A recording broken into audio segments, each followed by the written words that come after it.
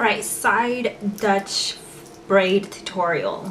Things that you will need. First, you don't have to do this on wet hair. It could be damp or it could be dry. If your hair is straight or wavy or curly, either way, you don't have to have it straight to do this. I feel like before I used to always straighten up my hair to do a braid or something, like to make it look nice, but the truth is you don't have to do that. Just brush your hair, put some sort of oil. I like to use the Chi Keratin Silk Infusion because it just makes my hair super smooth and silky, and it does contain most of the frizz and moisture in my hair, which is nice. If you don't have anything like that, definitely use any drugstore oil like the Palmer's coconut oil. I'm sure you've seen this everywhere, and this is just like a serum hair polishing situation.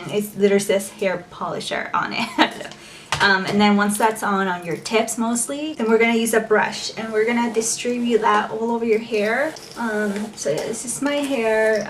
It's dry. I washed it last night, and I have curly wavy hair and very thick and a lot of it. So I always throw it up on a braid, in a braid. I always put it on a side braid or Dutch braids. I do have a video on that. It's a few videos back if you want to look. It's a couple years old. I don't make many videos, so you'll be able to find it quickly. Go ahead and just put all that stuff on and then brush your hair and you can start. I shot this in different views so you can see how I do it. This is more of a you watch me do my hair because it's pretty quick and it's kind of hard to explain. And the reason it's called Dutch is because I braid under instead of going over the braid. I go under each strand, and that's what makes it Dutch, supposedly, I guess. I didn't know. That's just easier for me to do. But anyways, I hope you enjoyed the video, and yeah, here we go.